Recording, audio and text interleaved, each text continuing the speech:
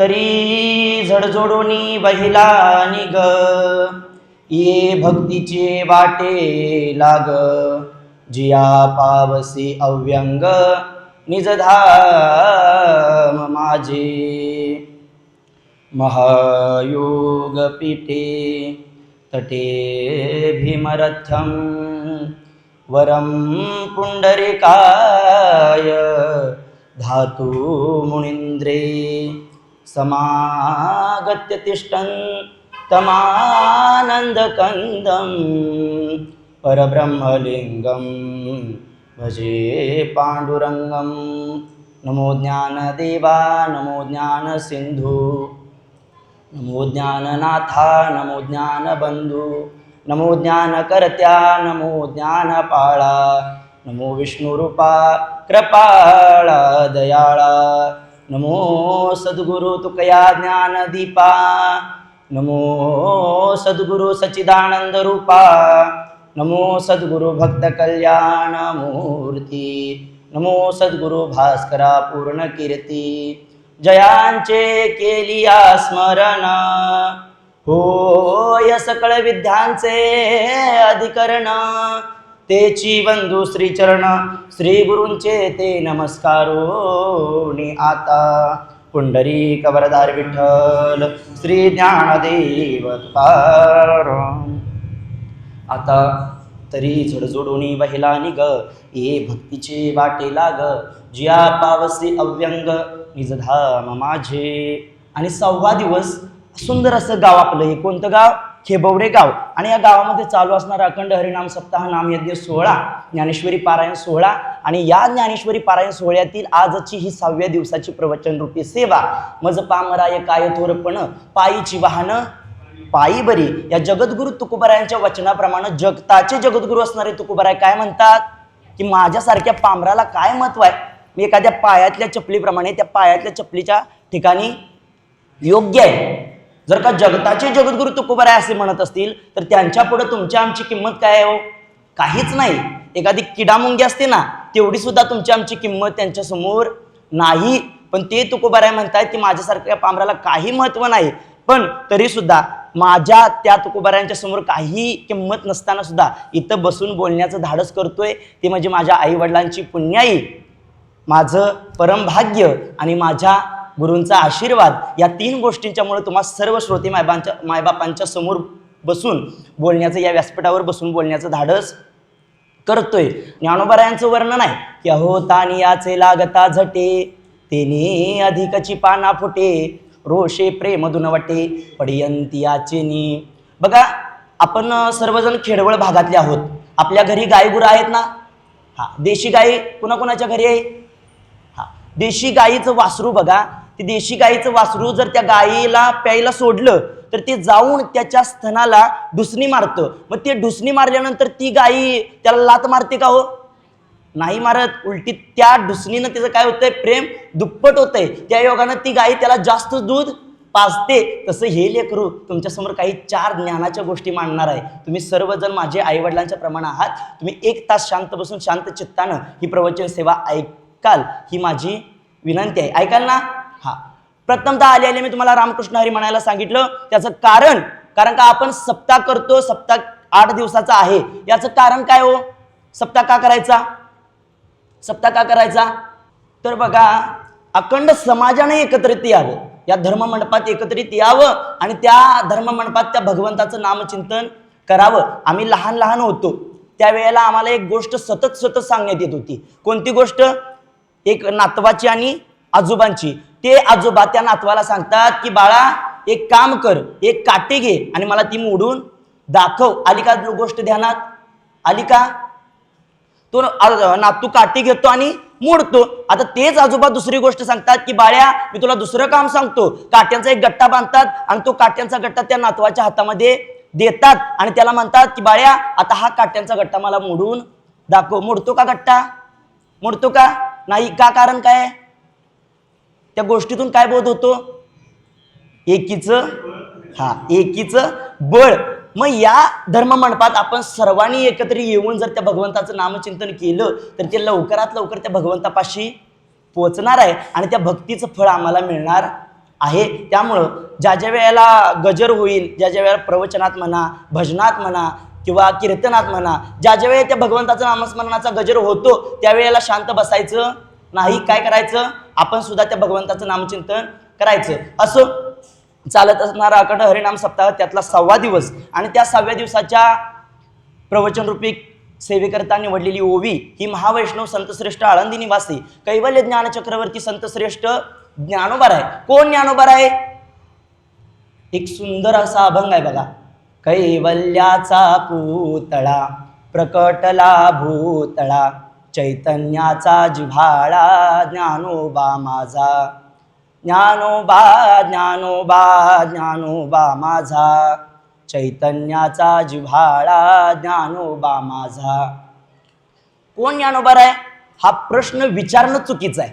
कारण का महाराष्ट्रात असं एकही गाव नाही जिथे माझ्या ज्ञानोबारायांचं नाव नाही. या महाराष्ट्रात हुडकून सुद्धा तुम्हाला एक गाव सुद्धा सापडणार नाही. ते ज्ञानोबा आहे. त्या ज्ञानोबाराय जन्माला आले आणि जन्माला आल्यानंतर त्यांना फक्त आणि फक्त दुःख सोसावं लागलं आणि ते दुःख सोसून सुद्धा त्या ज्ञानोबारायांनी काय मागितलं? तुम्हा आम्हासाठी काय मागितलं? पसायदान मागितलं ना. काय म्हणतात ज्ञानोबाराय?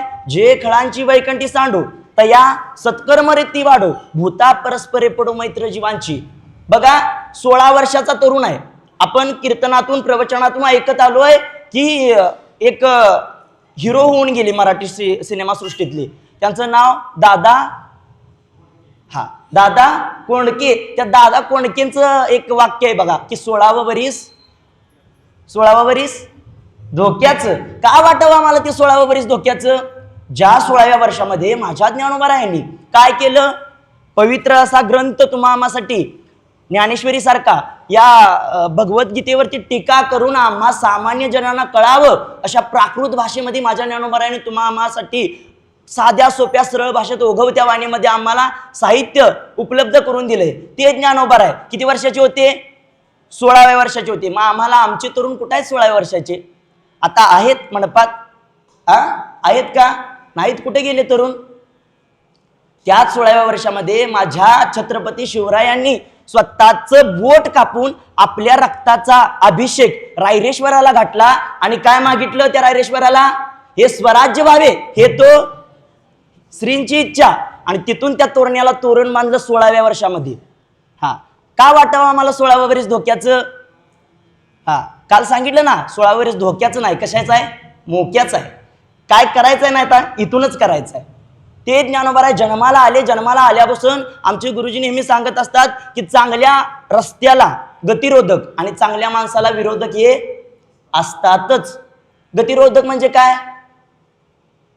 गतिरोधक स्पीड ब्रेकर. सोप्या भाषेत स्पीड ब्रेकर. चांगल्या रस्त्याला गतिरोधक आणि चांगल्या माणसाला विरोधक हे असतातच. त्या न्यायानं त्या काळात सुद्धा ज्ञानोबारायांनी एवढं कार्य केलं.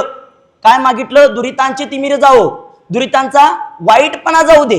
आज आमची कॉलर जर एखाद्यानं धरली तर आम्ही त्याला चप्पलानं मारायला मागं पुढे बघत नाही. आजचा जमाना हे कलियुग आहे आणि या कलियुगामध्ये तसं वागणं, तसं संयमानं वागणं. संत कुणाला म्हणतात? संत तोची जाना जगी दया क्षमा ज्याचे अंगी.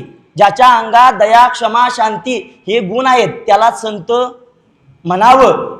त्या न्यायानं माझे ज्ञानोबाराय वागले आणि त्यावेळेस सुद्धा त्यांना वाईट प्रवृत्तीची लोक होती छळण्यासाठी. पण ज्ञानोबारायांनी एवढा त्रास सहन करून तुम्हा आम्हासाठी काय मागितलं? हे भगवंता तुला जर द्यायचंच आहे ना तर मला काय दे? हेच दान दे. कोणतं? आता विश्वात्मके देवे येणे वांगे यज्ञ तोषावे, तो शोणी मज द्यावे पसाय दाने. कसली लोक होती? अहो ज्ञानोबाराय 16 वर्षाचे असताना किंवा त्याच्याही लहान असताना माझे ज्ञानोबाराय 9 वर्षाचे, त्याच्या पाठीमागं 3 वर्षानं मुक्ताई साहेब लहान, त्याच्यापेक्षा ज्ञानोबारायांच्या 3 वर्षानं मोठं कोण? सोपान काका. त्याच्यानंतर कोण? निवृत्तीनाथ. अशी 3-3 वर्षाच्या गॅपनं माझी 4 भावंड त्या आळंदीमध्ये नांदत होती आणि त्या भावंडांना कोण नव्हते? आईबाप नव्हते. काय झालं आईबापांना? काय? देहांत प्रायश्चित्ताची शिक्षा त्यांना दिली होती. का? तर एकदा संन्यासाश्रम स्वीकारून पुन्हा आणि कशात आले होते? संसारामध्ये आले होते. म्हणून त्यांना त्या समाजानं वाईट टाकलं होतं. त्या विठ्ठलपंतांनी आणि रुक्मिणी आईसाहेबांनी त्या धर्मपंडितांच्याकडं हक्क मागण्यासाठी जावावेत आणि त्यांनी हक्क मागावा की आम्हाला काय करा, पुन्हा एकदा समाजामध्ये घ्या, आमच्या लेकरांना चांगली वागणूक द्या. हा, पण समाजानं महाराज त्या धर्मपंडितांनी मान्य न करावं. तिथं म्हणावं याच्यावरती एकच शिक्षा आहे, एकच प्रायश्चित्त आहे. तुमच्या जर मुलांना तुम्हाला वाटत असेल या समाजानं स्वीकारावं, या समाजानं हक्क द्यावेत, तर याच्यावरती एकच पर्याय आहे. तो म्हणजे काय? तुम्ही देहांत प्रायश्चित्त घ्यायचं. त्या ठिकाणी माझ्या रुक्मिणी आई साहेब आणि विठ्ठल पंतांनी देहांत प्रायश्चित्त घ्यावं आणि नंतर न हा म्हणणारा समाज, हे म्हणणारे धर्मपंडित की तुमच्या मुलांना हक्क देतो, ते काय म्हणू लागले? आम्ही तुम्हाला हक्क देऊ शकत नाही, तुम्ही संन्यासाची मुलं आहात. पण ज्ञानोबारायांनी त्यामध्ये जीवन काढावं, जीवन व्यतीत करावं, त्या चार भावंडांनी तसंच व्यतीत करावं जीवन. या समाजानं नको नको ते म्हणावं. एकदा माझ्या मुक्ताई साहेबांनी ज्ञानोबारायांच्याकडे इच्छा केली की ज्ञानदादा मला मांड खायची इच्छा झाली. मांड म्हणजे काय? भाकरीचा प्रकार, भाकरीसारखंच असतं. मला मांड खायची इच्छा झाली आणि काय कर, काहीतरी गावातून मिळतंय का बघ. आणि त्यावेळेला माझ्या ज्ञानोबारायांनी ती झोळी अडकावी आणि आळंदीमध्ये जावं. आळंदीमध्ये गेल्यानंतर पहिल्याच घरामध्ये माझे ज्ञानोबाराय गेलेत आणि पहिल्याच घराच्या दारापाशी म्हणतायत, ओम भिक्षा न देही, ओम भिक्षा न देही, ओम भिक्षा न देही, ओम भिक्षा न देही. अतिशय नम्रतेनं माझे ज्ञानोबाराय त्या दरवाजापाशी उभे आहेत आणि त्या ठिकाणी म्हणतायत की काय करा, काहीतरी द्या, या लेकराला काहीतरी द्या. त्यावेळेला ती बाई आतनं पळतच यावी. ती बाई म्हणते की काय रे कार्ट्या, तुला सकाळ सकाळपारी आमचंच घर दिसलं का? आहेत बरं का अशी लोक, तुला सकाळ सकाळपारी मागायला काहीतरी आमचंच घर दिसलं का? ती बाई आली परत. ज्ञानोबाराय म्हणतायत की आई, माझ्या मुक्ताई साहेबानं, माझ्या लहान बहिणीनं कधी नाही ते माझ्याकडे इच्छा केली हो, काहीतरी मिळावं म्हणून, पोटाला मांड खायची इच्छा केली आणि तेवढ्यासाठी मी तुमच्यापाशी आलोय. मला फार काही नको, मला एक वाटीभर पीठ द्या. त्या व्यक्तीनं, त्या स्त्रीनं महाराज ज्ञानोबारायांना काय नको नको त्या शिव्या द्याव्यात. माझ्या ज्ञानोबारायांनी ती झोळी घ्यावी, नम्रतेनं खाली मान घालावी, दुसऱ्या घरामध्ये जावेत आणि तिथं पण गेल्यानंतर काय म्हणले, ओम भिक्षा न देही, ओम भिक्षा न देही. त्याही घरामध्ये महाराज तशीच परिस्थिती. माझ्या ज्ञानोबारायांनी भर उन्हात तानात हिंडून हिंडून कसं बस तर महाराज वाटीभर पीठ जमा केलं आणि जमा केल्यानंतर माझे ज्ञानोबाराय कुठं आलेत, परत आपल्या कुटीकडे येऊ लागलेत. आणि येत असताना मी मगाशी म्हटलं, चांगल्या रस्त्याला गतिरोधक आणि चांगल्या माणसाला विरोधक असतात. त्या न्यायानं एक व्यक्ती त्या ज्ञानोबारायांना पाहून त्या ज्ञानोबारायांच्या जवळ आला आणि तिथं म्हणू लागला, काय रे ज्ञान्या, संन्यासाची मुलं तुम्ही, तुम्हाला गावामध्ये तोंड दाखवण्याचा अधिकार आहे का? का आलास तू गावामध्ये? ज्ञानोबारायांनी मान खाली घालावी आणि त्या व्यक्तीच्या पुढे हात जोडावे आणि म्हणावे की काका, माझ्या मुक्ताई साहेबानं, माझ्या लहान बहिणीनं कधी नाही ते माझ्याकडे इच्छा केली, काय करायचं, मांड खायची इच्छा केली आणि तेच मी पीठ मागण्यासाठी कुठं आलो होतो, गावामध्ये आलो होतं आणि मला पीठ थोडं मिळालंय आणि मी आता घरी चाललोय, मी काय जास्त वेळ गावामध्ये थांबत नाही. त्या व्यक्तीनं महाराज त्या ज्ञानोबारायांची झोळी हिसकावून घ्यावी आणि ती झोळी त्या जमिनीत फेकून द्यावी. जशी झोळीत फेकली तसं त्या झोळीतलं पीठ काय झालं, पसरलं आणि पुन्हा त्या व्यक्तीनं ते पीठ उचलू नये, ज्ञानोबारायांनी उचलू नये म्हणून त्या व्यक्तीनं काय केलं, तिथलीच काठी घेतली आणि त्या पिठामध्ये, त्या मातीमध्ये ते पीठ कालवलं. एवढ्या वाईट प्रवृत्तीची लोक होती त्यावेळा. तेव्हा सुद्धा माझे ज्ञानोबाराय म्हणतात, अशा लोकांचा वाईटपणा जाऊ दे, ती लोक मरू देत असं म्हणत नाहीत. दुरितांचे तिमिर जावो, ती लोक मरू देत असं म्हणत नाहीत की त्यांचा वाईटपणा जाऊ दे. एकदा का वाईटपणा गेला की त्या ठिकाणी काय होईल, एक चांगला मनुष्यच त्या ठिकाणी राहील. ते ज्ञानोबाराय ढसा रडू लागलेत. अहो काका, काय केलं तो तुम्ही? अहो हे माझ्यासाठी नव्हतं, माझी लहान बहीण आहे, तिच्यासाठी नेत होतो मी. आणि तुम्ही काय केलं साहेब? त्यावेळेला त्या व्यक्तीनं ज्ञानोबारायांना मारावं, ते पीठ तुडवून टाकावं आणि त्या ठिकाणी ज्ञानोबाराय माझे रडत रडत रडत आपल्या कुटीपाशी जातायत. कुटीपाशी गेल्यानंतर एका कोपड्यामध्ये जातायत, गुडघ्यामध्ये मान घालतायत आणि ढसा रडू लागतायत. त्यावेळेला हा सगळा प्रकार माझी मुक्ताई साहेब लहान आहेत, 3 वर्षांनी ज्ञानोबारायांपेक्षा लहान आहेत. त्या मुक्ताई साहेब पाहतायत आणि त्या पाहिल्यानंतर त्या ज्ञानोबारायांच्या जवळ जातायत की ज्ञानोबाराय दार उघडा, ज्ञानोबाराय ताटी उघडा. जशी ताटी उघडली त्या आत गेल्यानंतर रडत्याला बघितलं आणि काय केलं, ज्ञानोबारायांना सांगू लागल्यात की ज्ञानोबाराय, की ज्ञानदादा, तू मनानं योग्य आहेस, मनानं पावन आहेस. हा, आपला जन्म कशासाठी आहे? उद्धराया जन जड जीवा. आपला जन्म आहे ना तो या सामान्य जड जीवांना उद्धरण्यासाठी आहे. आपण जर असं केलं तर या समाजाचं कसं व्हायचं? राहू दे, आपल्याला पीठ मिळालं नाही, मी आज उपाशी राहील, पण तू रडू नकोस. मला सांगा, उपदेश कुणी कुणाला करावा हो? मोठ्यानं लहानाला करावा की लहानानं मोठ्याला करावा? कुणी करावा? मोठ्यानं लहान याला करावं. पण माझ्या मुक्ताई साहेब 3 वर्षानं लहान आहेत, त्या ज्ञानोबाऱ्यांना उपदेश करतायत काय? योगी पावन मनाचा, योगी पावन मनाचा, साहे अपराध जनाचा, साहे अपराध जनाचा, योगी पावन मनाचा, योगी पावन मनाचा.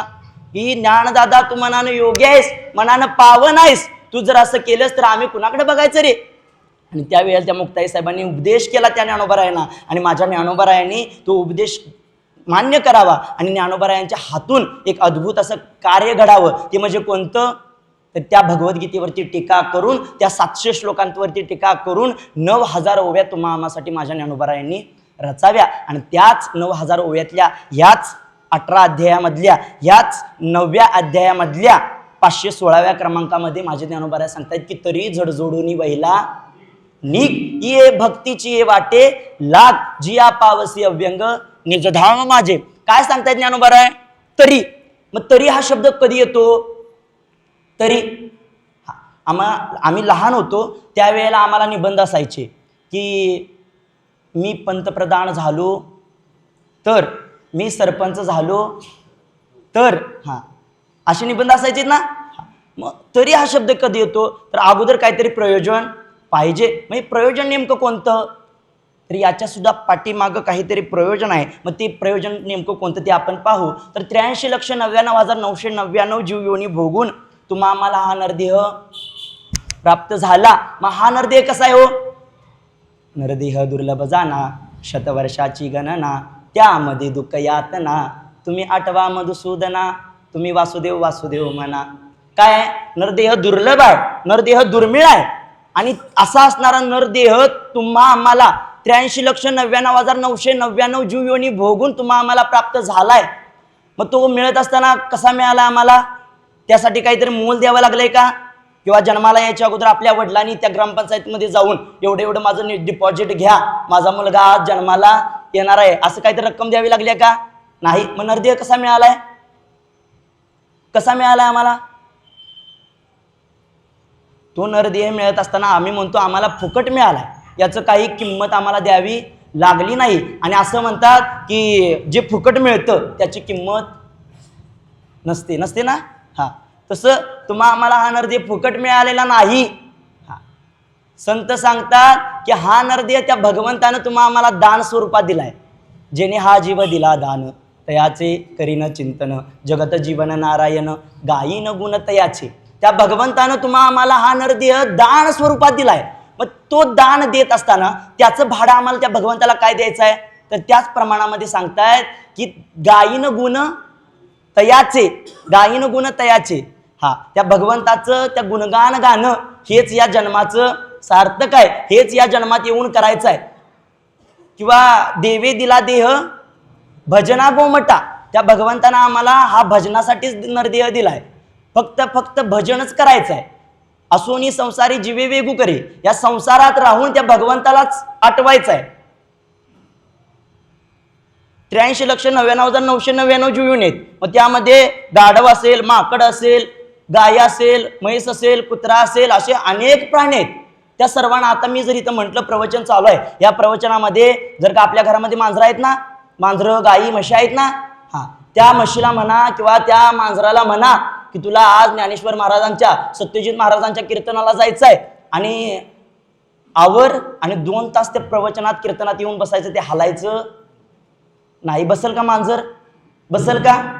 तो अधिकार त्यांना दिलेला नाही. बुद्धीचे वैभव अन्य नाही तुझे. या माणसाशिवाय ते बुद्धीचं वैभव कुणालाच नाही. ती बुद्धी तुम्हा आम्हाला दिल्या म्हणून त्या भगवंताचं नामचिंतन करायचं आहे. तसं या सगळ्या जीव योनी बघून तुम्हा आम्हाला नरदेह प्राप्त झाला, तो पाप पुण्याच्या आधारावरती झाला. या पाप पुण्याची गणती झाली. तीळ मात्र जरी पुण्य वाढलं तरी आम्हाला काय प्राप्त होतं? देवाधिक पद, इंद्रपद असेल, ब्रह्मपद असेल, ही पदं आम्हाला प्राप्त होतात. तीळ मात्र जर पाप आमचं वाढलं तर काय होतं? नरकाधिक पद, कृमी, कीटक, विडा, विंचू, मुंगी, आळी अशा नीच योनीमध्ये आम्हाला जन्म घ्यावा लागतो आणि तिथं जीवन आमचं व्यतीत करावं लागतं. जेव्हा पाप पुण्य समान होतं त्यावेळेला आम्हाला हा नरदेह पाप प्राप्त होतो. कधी होतो प्राप्त? जेव्हा पाप पुण्य समान होईल तेव्हा. आणि तेव्हा हा आम्हाला नरदेह प्राप्त झाला. आणि हा नरदेह कुठं वाढू लागला? कुठं? ग्रामपंचायतमध्ये. कुठं वाढू लागला? आईच्या गर्भामध्येच राहतात ना सगळे. हा, जन्माला यायच्या अगोदर आईच्या गर्भामध्ये वाढू लागला. मग तुम्ही मला सांगा, इथं आज उकडतंय, मला घाम फुटलाय, मग त्या आईच्या गर्भामध्ये काही एसी, फॅन, कूलर काय आहे का? आहे का? तिथं नाही. त्या ठिकाणी सांगतात, संत सांगतात की काय सांगू गर्भीची यातना, मज भोगिता नारायणा, मांस मल मूत्र जाना तुझं क्षणक्षणा ध्यात असे. भगवंता त्यावेळेला बघा, हा जीव असाच आहे किंवा माणसाचा स्वभाव असाच आहे. ज्या ज्या वेळेला तुम्हा आम्हाला दुःख होतं त्या वेळेस आम्हाला काय आठवतो? देव आठवतो. त्या वेळेलाच आम्ही देवापाशी जातो की देवा माझं एवढं काम कर, मी तुला 5 नारळाचं तोरण मानतो. हा, काय करतो? काय असेल ते तुझा नवस पूर्ण करतो. आणि काय काय ते आता ते सांगाय नको, ते तुला अर्पण करतो. पण एवढं माझं काम कर. ज्या ज्या वेळेला आम्हाला संकट प्राप्त होतं त्या वेळेला आम्हाला देवाची आठवण होते. त्या न्यायानं या जीवाला त्या देवाची आठवण झाली. हा जीव गुदमरू लागला आईच्या गर्भामध्ये. त्या मांस मल मूत्रामध्ये तो गराड्यामध्ये सापडला आणि त्या ठिकाणी तो देवाचं चिंतन करू लागला, भगवंता मला याच्यातून एकदा सोडव. हा, भगवंत म्हणाले माझा स्वभावच असा आहे की घेसी तेव्हा देसी ऐसा अससी उदार. भगवंताचा स्वभाव. भगवंत म्हणाला मी कुणाकडनं काहीतरी घेतो तेव्हाच काहीतरी कुणाला तरी देतो. तो सुदामा ब्राह्मण होता ना, तो माझा मित्र होता ना, त्याच्याकडनं मी काय घेतलं? हा, सुदाम्या ब्राह्मण दुःखे दरिद्री पेढीला, मुष्टीभर पोहे घेऊनी त्याच्या भेटीला गेला. शुद्ध भाव दे कोणिया, गाव सोनियाचा दिला. त्या सुदाम्या ब्राह्मणाकडनं, त्या मित्राकडनं मूठभर पोहे घेतले, त्याचा शुद्ध भाव बघितला, तेव्हाच त्या भगवंतानं त्या सुदाम्या ब्राह्मणाला काय दिलं? गाव सोनियाचा दिला. सोन्याचा गाव अर्पण केला. त्या ठिकाणी त्याचं दारिद्र्य संपवून टाकलं, कर्मरेषा पुसून टाकली. असा असणारा भगवंत आम्हाला आमच्याकडून काहीतरी घेतो तेव्हाच आम्हाला काहीतरी देतो.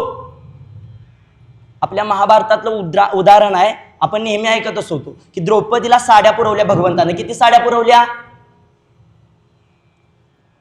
त्या भगवंतानं 999 साड्या द्रौपदीला पुरवल्या. कधी पुरवल्या? ज्या वेळेला वस्त्रहरणाची वेळ आली, ज्या वेळेला दुःशासनानं तिच्या अंगावरती हात घातला, त्यावेळेला त्या द्रौपदीनं धावा केला की कोटे गुंतलासी द्वारकेच्या राया, वेळ का सकिया लावेला. अरे भगवंता कुठे आहेस? लवकर ये, या ठिकाणी माझी अब्रू जात आहे. या ठिकाणी तूच आलास तर माझी अब्रू वाचवू शकतील. या हा धावा त्या द्रौपदीनं केला. त्या ठिकाणी ते श्रीकृष्ण परमात्मा आले आणि त्या ठिकाणी तिचं रक्षण केलं. पण कधी? तेच श्रीकृष्ण परमात्मा आपल्या राजवाड्यामध्ये होते आणि त्या राजवाड्यामध्ये त्या भगवंताने एक लीला केली. काय केलं? तर आपल्या हाताचं बोट कापून घेतलं. मग कापून घेतल्यानंतर बोटातनं काय येईल सांगा? फेबिक्विक. काय येणार? रक्त आलं. ते रक्ताचा हात घेऊन, रक्तबंबाळलेला हात घेऊन भगवंत आपल्या सख्या बहिणीकडे जातात. आणि सख्या बहिणीकडे गेल्यानंतर ती सख्खी बहिणीला ते बोट दाखवल्यानंतर सख्खी बहीण सगळ्या घरातनं फिरायला लागते. कशाच्या शोधामध्ये? एका चिंधीच्या शोधामध्ये, त्या हाताला बांधण्यासाठी. आणि जेव्हा ती चिंधी सापडली नाही, भगवंत म्हणाले आता काय आपण इथं थांबायचं नाही. भगवंत द्रौपदीकडे गेले. द्रौपदीला ते बोट दाखवलं. द्रौपदीनं आपल्या अंगावरचा भरजरीचा शालू फाडला.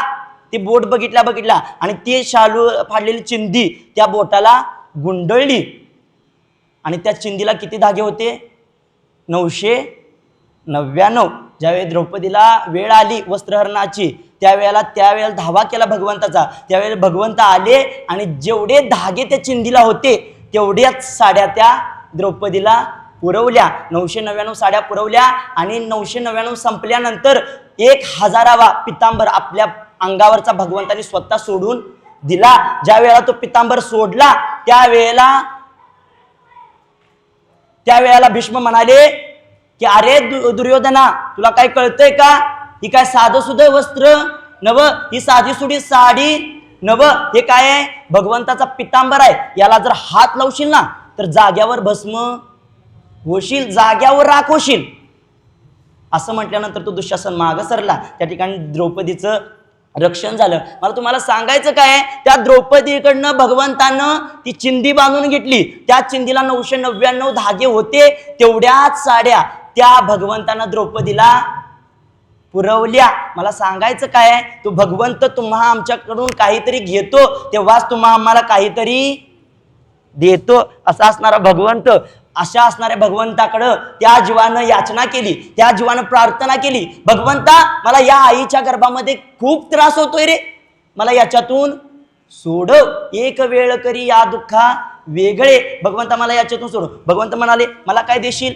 माझा स्वभावच असा आहे, मला काय देशील? त्यावेळेला हा जीव म्हटला की तू जर याच्यातून सोडवलंस, याच्यातून जर मला तू सोडवलंस तर मी काय करीन? आठवीन पाय हा माझा नवस, रात्रंदिवस पांडुरंगा. भगवंता मी तुझं नामचिंतन करील, ते पण कसं? रात्रंदिवस. या जीवानं आईच्या गर्भामध्ये असणारा भगवंताला दिलेला शब्द आहे बरं का. जसा हा जीव बाहेर आला, आईच्या उदरामधून बाहेर आला, तसा सोहम सोहम म्हणणारा जीव काय म्हणू लागला? कोहम. कधी रे? कवा कवा? मी तुझं कधी नाव घेतो म्हटलेलो? हा विसरला. आज समाजाची रीत झाली, आज समाजाची रीत झाली, गरज सरो, गरज सरो आणि वैद्य मरो. एकदा का आम्हाला एखाद्या गोष्टीतून फायदा झाला की त्या व्यक्तीचं तिकडं काय का होईना आम्हाला त्याच्याशी घेणं देणं नसतं. तसंच या जीवानं त्या भगवंताचा शब्द पाळला नाही. भगवंत म्हणाले तू माझा शब्द पाळला नाहीस ना, मी तुझा बरोबर गेम करतो. त्या ठिकाणी बरोबर मी तुला दाखवून देतो माझी ताकद काय आहे. भगवंत काय सामान्य नाही. वृक्षाचे पान हाले ज्याची सत्ता, राहिली अहंता मग कोटे, पर्वते बैसका न सांडावी, समुद्रे रेखा नोलांडावी, पृथ्वीया भूते बहावे हे आज्ञा माझी. म्या बोलविल्या वेदू बोले, म्या चालविल्या सूर्यू चाले, म्या हालविल्या प्राणू हाले, जो जगाते चाळिता. असा असणारा भगवंत आहे. त्याच्या सत्तेशिवाय या पृथ्वी तलावरचं एक झाडाचं पान देखील हलत नाही. त्या असणाऱ्या भगवंताचा शब्द त्या जीवानं मोडला. भगवंत म्हणाले मी तुला बरोबर दाखवतो माझी ताकद काय. आणि त्या ठिकाणी त्या भगवंताने या जीवाच्या पाठीमागं माया लावली.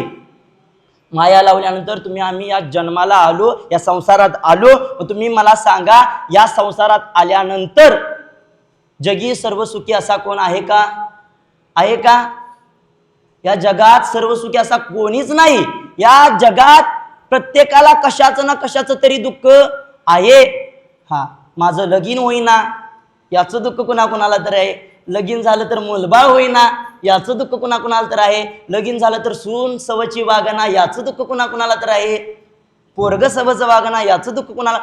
प्रत्येकाला कशाचं ना कशाचं तरी दुःख आहे. आणि मग या ठिकाणी प्रत्येक जीवाला दुःख आहे. या ठिकाणी त्या संतांनी अवतार धारण केला आणि ते संत सांगू लागले तुम्हाला जर या मायेच्या चक्रातून सुटायचं असेल, या जर गराड्यातून तुम्हाला सुटायचं असेल, या जन्म मृत्यूच्या गराड्यातून जर तुम्हाला सुटायचं असेल तर एकच करा. काय करा? अजूनही वेळ गेलेली नाही. काय करा? त्या ठिकाणी ज्ञानोबाई सांगतात की तरी झडझोडूनी वहिला निघ. काय करा? ये भक्तीचे वाटे लाग. आता झडझोडून या शब्दाचा अर्थ जर पाहिला, प्रयोजन कळालं का?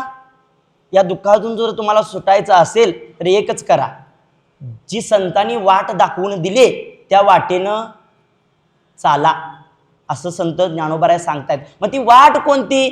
त्या ठिकाणी अगोदर एक सांगतायत, शब्द वापरतायत की झडझोडून. झडझोडून म्हणजे कसं? आहे ते सगळं झटकून, आहे ते सगळं जिथल्या तिथं टाकून निघा त्या वाटेला. जडजोडून या शब्दाचा अर्थ दुसरा जर पाहिला तर पटकन लगबगीनं उठा. मग लगबगीनं का उठायला सांगतात? आमचं आयुष्य महाराज किती वर्षाचं आहे? 100 वर्षाचं आम्हाला शास्त्रानं आयुष्य सांगितले. त्या 100 वर्षाच्या आयुष्यामध्ये निम्म आयुष्य आमचं कशात जातं? रात्रीचं झोपताय ना व हा, निम्म आयुष्य आमचं झोपेत जातं. राहिलं किती 100तलं?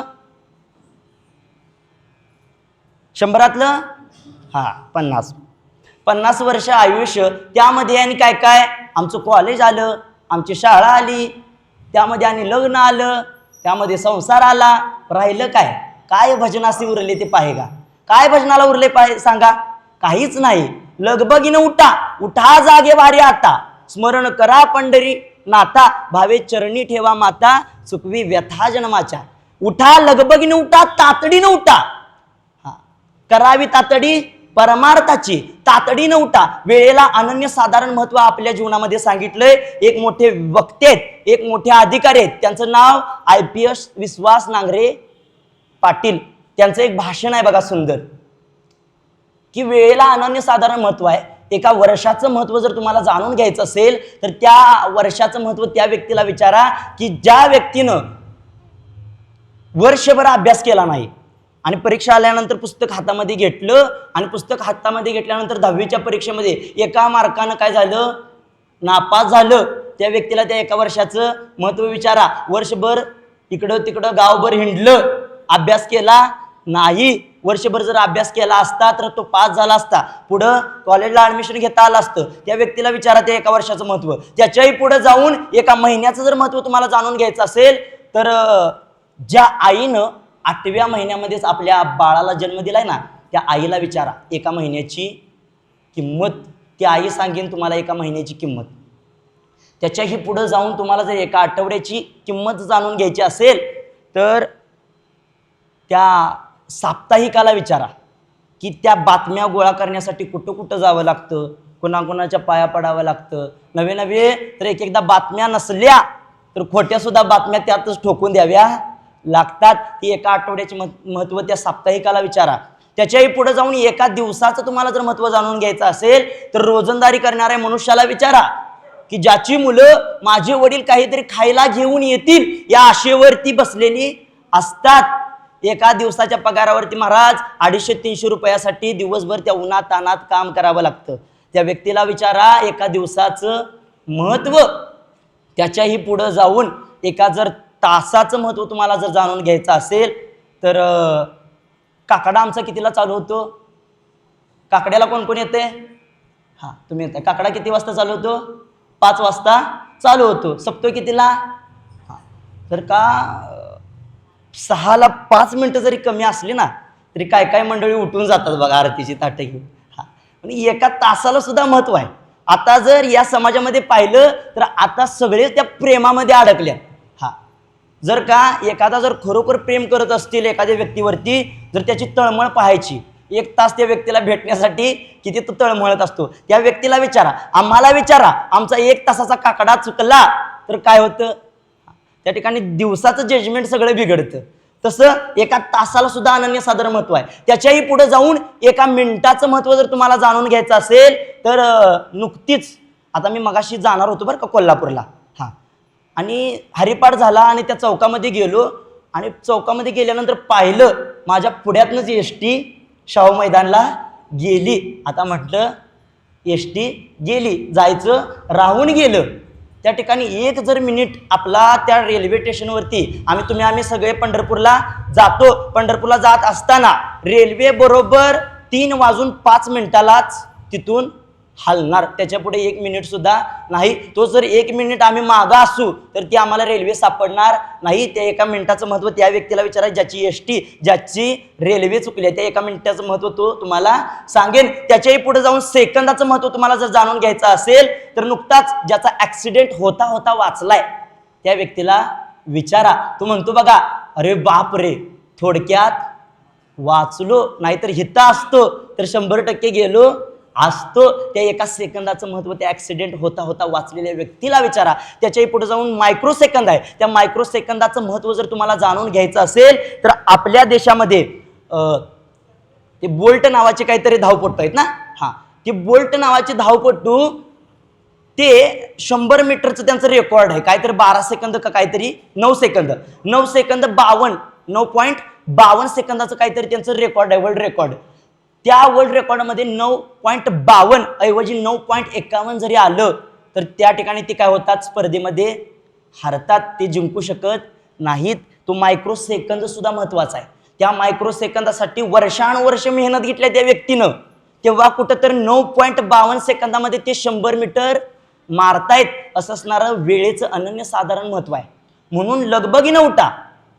आमचं आयुष्य जातं महाराज असं संसारात जातं, ज्यावेळी आमचे दात पडतात, ज्यावेळी वाचेनं सवचं बोलायला येत नाही, ज्यावेळेला पायानं सवचं चालता येत नाही, ज्यावेळेला दृष्टीनं सवचं दिसत नाही, तेव्हा आम्हाला देव आठवतो. त्यावेळी आम्हाला घरातली घरात सुद्धा ठेवून घेत नाही. तुम्ही 5-6 दिवस तेच ऐकलंय.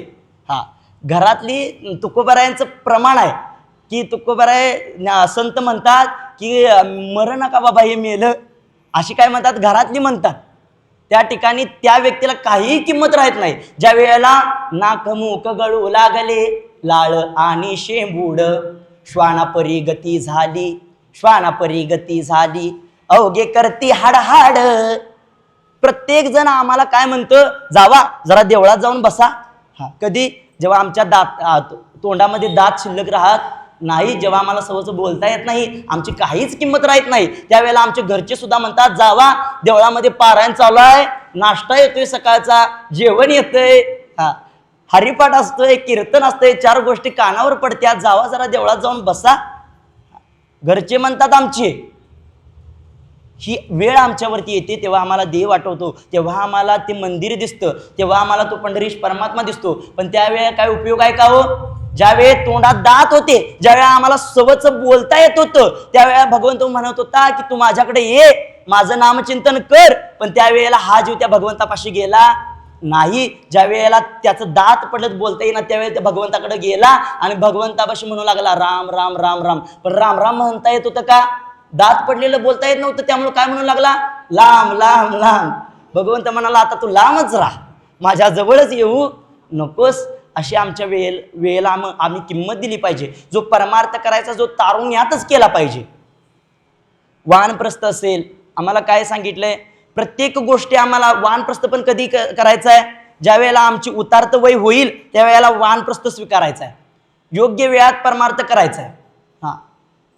ती वेळ निघून गेल्यानंतर आमचा परमार्थ करून काही उपयोग नाही. नवे तर तो परमार्थ आम्हाला त्या काळामध्ये सुद्धा घडणार नाही. ती योग्य वेळ आम्ही साधली पाहिजे. म्हणून ज्ञानोबाराय म्हणतात की लगबगीनं उठा, झड झोडूनी वहिला निघ, काय कर, भक्तीच्या वाटेला लाग. मग ती भक्ती आम्हाला किती प्रकारची सांगितली? भक्ती 9 प्रकारची सांगितली. श्लोक आहे बघा, श्रवणम कीर्तनम विष्णुहा स्मरणम पादसेवनम अर्चनम वंदनम दास्यम सख्यमात्मनिवेदनम. श्रवणम कीर्तनम विष्णुहा स्मरणम पादसेवनम अर्चनम वंदनम दास्यम सख्यम आत्मनिवेदनम. ही 9 प्रकारची भक्ती सांगितली. या 9 प्रकारच्या भक्तीतलं तुम्ही कोणतीही भक्ती करा, सगळ्यात सोपी भक्ती सांगितली. तुम्ही म्हणाल या ठिकाणी वृद्ध मंडळी भरपूर आहेत, या ठिकाणी वृद्ध आजोबा भरपूर आहेत. तुम्ही म्हणाल, तू म्हणतोयस बाबा वृद्धपणात तिथं यायचं नाही, वृद्धपणात आम्हाला राम राम म्हणता येत नाही, लांबला म्हणायचं, मग वृद्धपणात आम्हाला ती भक्ती करता येते, मग आम्ही करावं तरी काय? सगळ्यात सोपी भक्ती सांगितली, श्रवण भक्ती. त्या भगवंताचं नामचिंतन त्या कानानं ऐकणं, ह्या भक्तीचाच प्रकार आहे.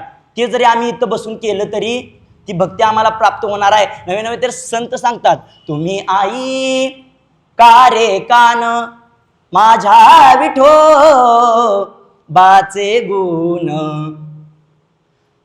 कानानं फक्त आणि फक्त त्या भगवंताचं नामचिंतन ऐकायचं, मुखानं काय करायचं, फक्त आणि त्या फक्त भगवंताचं नामचिंतन आमच्या मुखानं घडलं पाहिजे. डोळ्यानं काय करायचं, तर त्या भगवंताचा सगुण साकार निर्गुण निराकार रूप असं त्या भगवंताचं आपल्या डोळ्यानं पाहायचं. भक्ती सोपी सोपी सोपी सोपी कोणी सांगितली आम्हाला? ही 9विधा भक्ती भक्त प्रल्हादाने सांगितली. भक्त प्रल्हाद कोण? भक्त प्रल्हाद हे भगवंताचे नितांत भक्त, परम भक्त, की ज्यांच्याशिवाय त्या भगवंतांना, त्या भक्त प्रल्हादाशिवाय एक क्षण सुद्धा राहवत नव्हतं. ते भक्त प्रल्हाद, त्या भक्त प्रल्हादाचे वडील हिरण्यकश्यपू, माहितीये ना, हिरण्यकश्यपू ते दैत्य कुळातले, आणि ते दैत्य कुळातले हिरण्यकश्यपू त्या भक्त प्रल्हादांचा जन्म झाल्यानंतर त्यांनी एक अट्ट घातली होती की माझ्या राज्यामध्ये जो कोणी त्या भगवंताचं, जो कोणी त्या नारायणाचं नाव घेईल ना, त्याला काय करीन, जाग्यावर ठार करण्यात येईल. अशी 8 घातली होती, पण आपल्याच पोटाला तसा मुलगा जन्माला आला. कोण? भक्त प्रल्हाद जन्माला आले. आणि ते जन्माला आले, जसं बोलायला शिकले तसं काय म्हणू लागले? नारायण नारायण म्हणू लागले. नारायण नारायण म्हणत असताना, जीवन व्यतीत करत असताना त्याचा राग त्या हिरण्यकशिपूंना आला, वडिलांना आला. आणि ते वडिलांना वडील त्याला म्हणू लागले की मी माझ्या राज्यामध्ये अट्ट घातल्या की माझ्या राज्यामध्ये त्या विष्णूचं नाव कोण घेईल त्याला काय करेल? ठार मारण्यात येईल. आणि माझ्याच पोट्याला असला जन्माला मुलगा का जन्माला आला? आणि त्यावेळेला ते हिरण्यकशिपू आपल्या मुलाला एका शाळेमध्ये घालतात. आता तुम्ही आम्हाला सांगा की तुमची आमची शाळा कसले? आम्हाला मराठी इंग्लिश भाषा शिकवली जाते. देवादिकांची शाळा कसली असणार? तिथं सगळं देवादिकाचं शिक्षण दिलं जाणार. मग दैत्याची शाळा कसली असणार?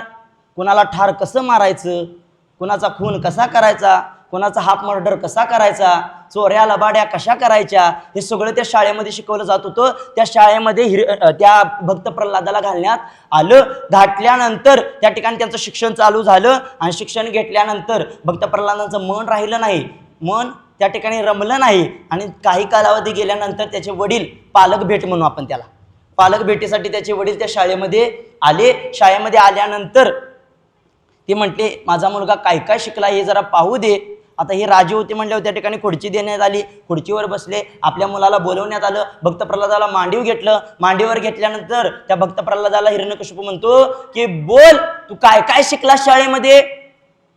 त्यावेळेला भक्त प्रल्हाद म्हणतात की पिताजी मी अनेक जन्मामध्ये राणी होतो, अनेक जन्मामध्ये राजा होतो, अनेक जन्मामध्ये सेवक होतो, अनेक जन्मामध्ये नोकर होतो, अनेक जन्मामध्ये अनेक जन्म झाले माझे. अनेक जन्म होत असताना फक्त आणि फक्त मी त्या देवाची भक्तीच केली. भक्ती करत असताना मला कळाले त्या भगवंताची जर 9 प्रकारे भक्ती केली तर त्या भगवंताला मी प्राप्त करू शकतो. त्या ठिकाणचा भाग तुम्हाला सर्वांना माहिती आहे. त्या भक्त प्रल्हादाला काय केलं? तेलामध्ये, उकळत्या तेलामध्ये टाकण्यात आलं. नवीन तर हत्तीच्या पायाखाली देण्यात आलं. नवीन नाना प्रकारचे प्रयोग त्या भक्त प्रल्हादाला मारण्यासाठी केले. पण त्याच्यातून सुद्धा तरुण भक्त प्रल्हाद काय झाले? वाचले. का वाचले? प्रल्हादासी पिता करीतो जाचनी, परी त्या मनी स्मरे नारायण, परी त्या मनी स्मरे नारायण. पाहाती पांडव अखंड वनवासी. का वाचले? कारण का सतत त्या भक्त प्रल्हादाच्या मध्ये काय होतं? त्या भगवंताचं नाम नारायण नारायण नारायण नारायण. सतत त्याचं नाव त्या भक्त प्रल्हादाच्या मुखामध्ये होतं. म्हणून ते वाचले. त्या भगवंताने स्वतः त्यांचं रक्षण केलं. संत आमचे सांगतात की मागे पुढे उभा राहे सांभाळिता, निर्वाणी गोविंद असे मागे पुढे काहीच साकडे पडून दी. त्या भगवंताचं जर आम्ही नामचिंतन केलं तर तो भगवंत तुम्हा आम्हाला या भवसागरातून तारून नेईल. काय करील? तो हा उतरील पार भवदुस्तर नदीचा. तो भगवंत तुम्हा आम्हाला या संसार सागरातून तारून नेईल. कधी? तुम्ही आम्ही त्या भगवंताचं नामस्मरण करू, तुम्ही आम्ही त्या भगवंताचं नामचिंतन आमच्या कानानं ऐकू. ज्या ज्या वेळेला आमचा सप्ताह चालू होतो, 7 दिवसाच्या सप्त्यामध्ये भजन असतं, कीर्तन असतं, प्रवचन असतं, काकडा असतो, हरिपाठ असतो, नवीन तर आणि काय काय असतं, जेवण असतं, नाश्ता असतो, सगळं काय असतं. या ठिकाणी जर येऊन या सप्त्यामध्ये येऊन आम्ही त्या भगवंताचं नामचिंतन, ते प्रवचन आमच्या कानानं ऐकलं, ते कीर्तन आमच्या कानानं ऐकलं, ते भजन आमच्या कानानं ऐकलं तर नक्कीच आम्हाला ती भक्ती प्राप्त होईल. आणि आम्ही काय करू? आम्ही त्या मोक्षगतीला प्राप्त होऊ. नवे तर भगवंत स्वतः सांगतात की तरी पावसी अव्यंग निज धाम माझे. ती भक्ती जर आम्ही 9 प्रकारची केली ना तर त्या भक्तीच्या योगानं आम्ही त्या भगवंताचं स्वरूप प्राप्त करून घेऊ, त्या भगवंतालाच प्राप्त करून घेऊ. भगवंत कसा आहे? ऐका, यशस्वी औदार्य, ज्ञान, वैराग्य, ऐश्वर्य हे 6 गुणवर्य वस्ती जेत. त्या भगवंताकडं 6 गुण आहेत. यश, श्री, औदार्य, ज्ञान, वैराग्य, ऐश्वर्य हे 6 गुण आहेत. चतुरातो शिरोमणी गुण लावण्याची खाणी, मुकुट सकळामणी धन्य तुची विठोबा. तो भगवंत आहे. त्या भगवंत असा असणारा ऐश्वर्य संपन्न, सगुण साकार, निर्गुण निराकार, कर्तुम अकर्तुम अन्यथा कर्तुम अशी शक्ती ज्याच्याकडे आहे तो पंढरीश परमात्म्याची जर भक्ती, त्या पंढरीश परमात्म्याचं नाव जर आम्ही आमच्या मुखानं घेतलं, त्या भगवंताचं नाम जर आमच्या कानानं ऐकलं, तर त्या भगवंताचं स्वरूप आम्हाला प्राप्त होणार आहे. हेच ज्ञानोबाराय या ओळीमध्ये स्पष्टपणे सांगतायत. एवढं सांगून ज्ञानोबाराय म्हणतायत की तुम्ही जर या वाटेला लागलात तर नक्कीच काय आहे, सुख आहे. सुख देणारा कोण आहे? सर्व सुखाचे आगर बाप रखमा देवी बर, किंवा तुका म्हणे माझे हेची सर्व सुख पाहिन श्रीमुख आवडीने, असा असणारा भगवंत की त्याच्याजवळ गेल्यानंतर आम्हाला मिळणारच म्हणजे मिळणारच ही गॅरंटी आहे. पण आमची पात्रता तशी पाहिजे. त्या भगवंतापाशी जर तुम्ही गेलात आणि तुम्ही काहीतरी मागितलं तर तो भगवंत नक्कीच आम्हाला देईन. पण ती भक्ती करत असताना शुद्ध भाव ठेवून आपल्या अंतकरणामध्ये ती भक्ती करा. हेच संत सांगतात की देवाला काय पाहिजे हो? शुद्ध भाव पाहिजे. भाव म्हणजे काय? सक्का भाव, चुलत भाव असं काय का? नाही. त्या भगवंताप्रती अनन्य भाव पाहिजे. अनन्य म्हणजे काय? मासा माहिती आहे ना? माशाला जर आम्ही पाण्यातून बाहेर काढलं तर काय करतो तो? तडपडतो, त्याची लाही होते. तो मासा त्या पाण्याशिवाय जगू शकत नाही. तसं आपण आपल्या आयुष्यामध्ये त्या भगवंताशिवाय आपल्या आयुष्यामध्ये त्या भगवंताशिवाय आपल्याला पर्याय नाही. त्या भगवंताला आपण जर सतत आठवलं, त्या भगवंताचं नामचिंतन केलं तर नक्कीच आम्ही सर्व सुखाला प्राप्त होऊ. नव्हे तर ज्ञानोबाराय सांगतायत, माझ्या बोलण्याकडे एक वेळ लक्ष द्या तरी अवधान ऐकले दीजे, मग सर्व सुखाची पात्र होईजे. हे प्रतिज्ञ उत्तर माझे उघड ऐका. माझ्या बोलण्याकडे एकदा लक्ष द्या, मी तुम्हाला सर्व सुखाला प्राप्त करून देईन. कोण सांगतंय? 16 वर्षाचा तरुण सांगतोय. 16 वर्षाचे ज्ञानोबाराय सांगतेत. कधी कधी प्रश्न पडतो, जर का पारायणमध्ये, प्रवचनामध्ये, कीर्तनामध्ये सगळ्यात जास्त पाहिलं तर महिला मंडळीच असतात. पण इथं आल्यानंतर आनंद झाला. कीर्तनाला का नसणार, पण प्रवचनाला भरपूर लोक असतात. आणि तुम्ही आहात हे असणं गरजेचं आहे. कारण का धर्माचे पालन करणे पाखंड खंडन, त्या धर्माचं पालन करायचं आहे आम्हाला. आयुष्यामध्ये काय करायचं आहे? एक तर त्या भगवंताचं नाम रामकृष्ण म्हणता म्हणता जावा माझा प्राण, त्या भगवंताचं नामचिंतन करत करत आपण संपून जावं, किंवा या देशाची सेवा करत करत आपलं आयुष्य संपून जावं. या काही गोष्टी आहेत.